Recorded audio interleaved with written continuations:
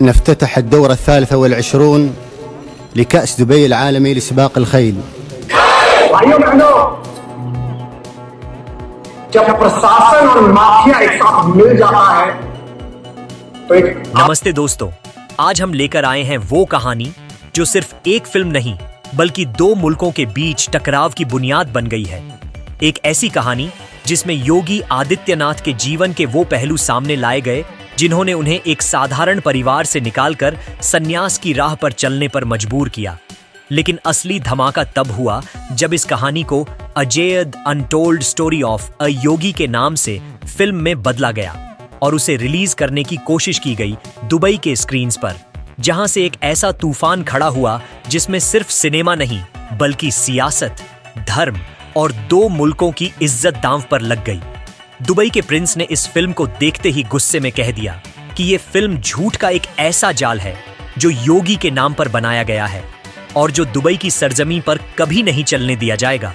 उन्होंने मीडिया के सामने सीधा कहा कि अगर योगी आदित्यनाथ अपने आप को बॉलीवुड का दुश्मन मानते हैं और बार बार फिल्मों को बैन करवाते रहे हैं तो फिर अपनी फिल्म के लिए उन्हें दुनिया भर के दरवाजों पर दस्तक देने का कोई हक नहीं। प्रिंस ने इसी पॉइंट को उठाकर केवल एक फिल्म को नहीं बल्कि योगी की पूरी छवि को चैलेंज कर दिया। उन्होंने कहा कि अगर किसी राज्य का मुख्यमंत्री अपने राज्य के लोगों को छोड़कर पर्सनल ग्लोरी के लिए अपनी कहानी बनाता है और उसे पूरी दुनिया में दिखाना चाहता है तो ये सीधा सीधा पाखंड है और ये दुबई के लिए असहनीय बात है। जब ये बात समझ आई तो दुबई की आवाम भी दो हिस्सों में बंट गई। एक तरफ वो लोग जो कहते रहे कि सिनेमा को सियासत से अलग रखना चाहिए और दूसरी तरफ वो जो प्रिंस के साथ खड़े हो गए और कहने लगे कि योगी सिर्फ अपने फायदे के लिए बॉलीवुड को दबा रहे थे और अब जब उनका नंबर आया तो विक्टिम बन रहे हैं। दोस्तों, इसके बाद मीडिया चैनल्स पर डिबेट्स का सिलसिला शुरू हो गया। एंकर्स चिल्ला चिल्ला कर पूछने लगे कि क्या एक देश के नेता को अपनी कहानी बनाने का अधिकार है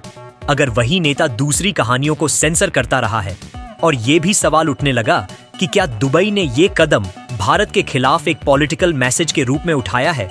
या फिर ये सिर्फ एक फिल्म का मामला है। लेकिन असली ड्रामा तब हुआ जब दुबई प्रिंस ने सीधा एक प्रेस कॉन्फ्रेंस में कहा कि ये फिल्म अगर दुबई में रिलीज होती है तो ये सिर्फ बॉलीवुड एक्टर्स की इंसल्ट नहीं बल्कि दुबई की तहजीब का भी अपमान होगा। उन्होंने कहा कि योगी ने अपनी कहानी में अपने बचपन और सन्यास के पलों को ऐसे दिखाया जैसे उनका जन्म से ही एक डिवाइन मिशन था, जबकि असल में ये एक केयरफुली क्राफ्टेड प्रोपेगेंडा है। और जब ये बात सामने आई तो भारत में भी लोग दो हिस्सों में बंट गए। कुछ लोग कहने लगे कि प्रिंस ने अपनी हद पार कर दी है और ये एक देश के मुख्यमंत्री की इंसल्ट है, जबकि दूसरी तरफ ये आवाज उठने लगी कि अगर योगी को सेंसरशिप का हक है तो फिर उन्हें अपनी फिल्म के लिए भी दुनिया के सामने जवाब देना होगा। दोस्तों, आप सोचिए, एक तरफ भारत के अंदर योगी के सपोर्टर्स ने इसे अपमान माना और रैली निकाल दी, दूसरी तरफ दुबई के लोगों ने थिएटर के बाहर प्रोटेस्ट किया कि ये फिल्म कभी उनकी जमीन पर नहीं दिखाई जाएगी। इस बीच सोशल मीडिया पर यह लड़ाई और तेज हो गई। हैशटैग्स ट्रेंड करने लगे, डेस्टा बॉयकॉट योगी फिल्म और हास दुबई वर्सेस योगी।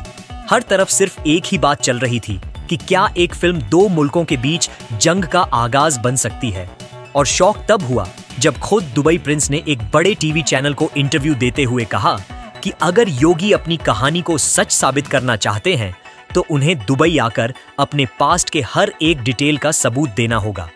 वरना ये फिल्म सिर्फ एक पॉलिटिकल स्टंट साबित होगी। ये सुनकर भारत के अंदर गर्माहट और बढ़ गई और कुछ लोग कहने लगे कि ये तो एक देश के नेता की इंटरनेशनल स्टेज पर बेइज्जती है। अब सवाल ये है कि अगर दुबई प्रिंस ने इस फिल्म को बैन करवा दिया तो क्या इसके बॉक्स ऑफिस नंबर्स टूटकर बिखर जाएंगे और क्या भारत के सिनेमा घरों में भी इसके खिलाफ आवाज उठने लगेगी। और सबसे बड़ी बात ये कि क्या योगी अपनी कहानी को ग्लोबल स्टेज पर सच साबित कर पाएंगे या फिर ये फिल्म एक ऐसी कंट्रोवर्शियल दास्तान बनकर रह जाएगी जो दो मुल्कों के रिश्तों में दरार डाल देगी। दोस्तों, कहानी यहीं खत्म नहीं होती बल्कि ये तो सिर्फ शुरुआत है जहां से असली जंग की आहट सुनाई देने लगी है।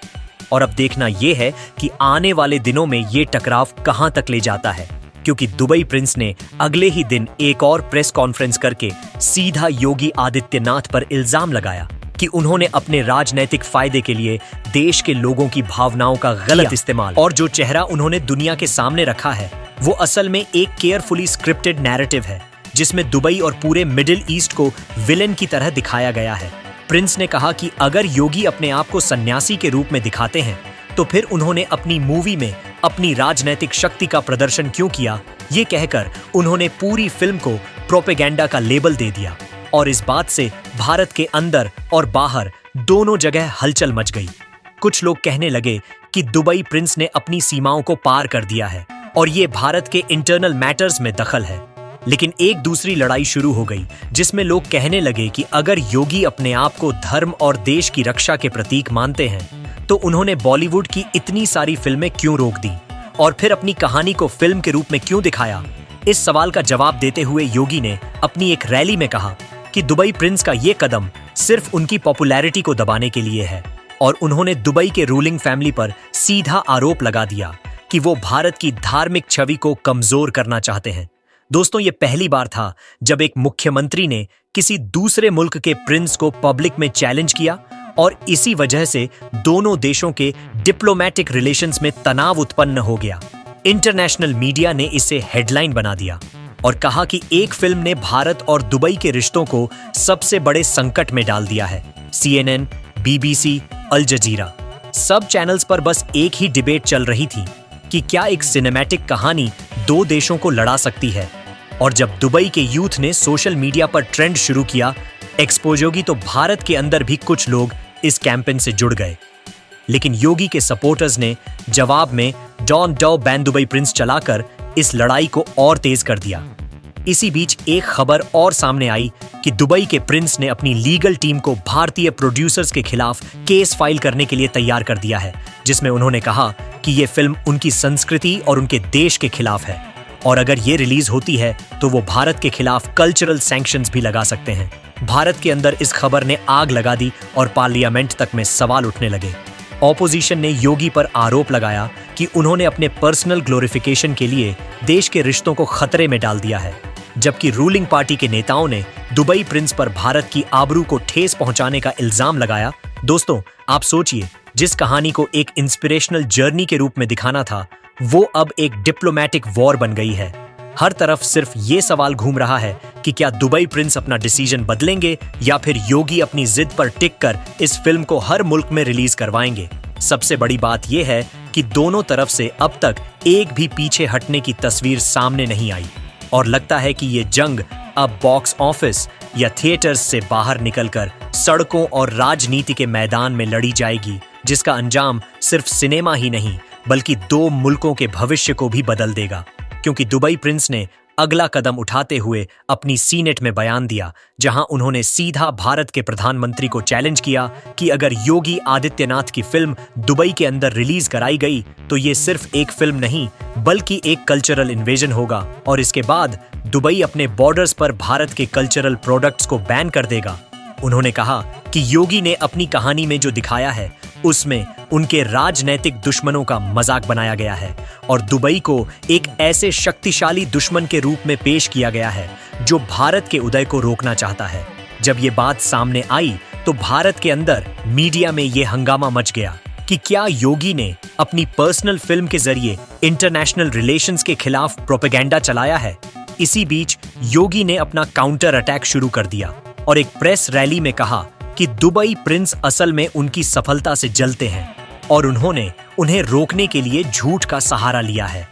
योगी ने कहा कि उनकी फिल्म उनके जीवन की असली कहानी है जो हर भारतीय को प्रेरणा देगी और अगर दुबई को ये पसंद नहीं तो इसका मतलब ये है कि उन्हें भारत की सच्चाई बर्दाश्त नहीं।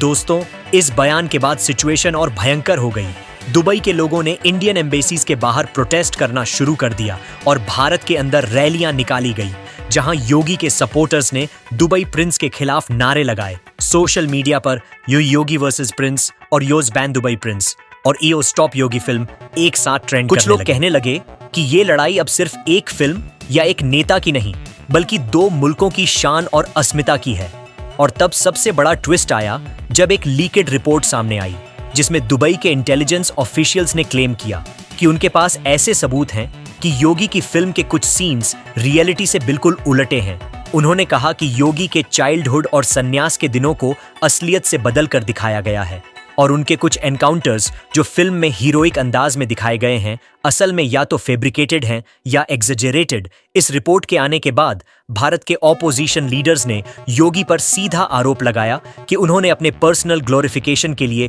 पूरा फिक्शन बना दिया है और इसके पीछे देश के टैक्स पेयर्स का पैसा लगा है। लेकिन रूलिंग पार्टी के लोगों ने जवाब में कहा कि दुबई की इंटेलिजेंस एजेंसीज सिर्फ प्रोपेगेंडा चला रही हैं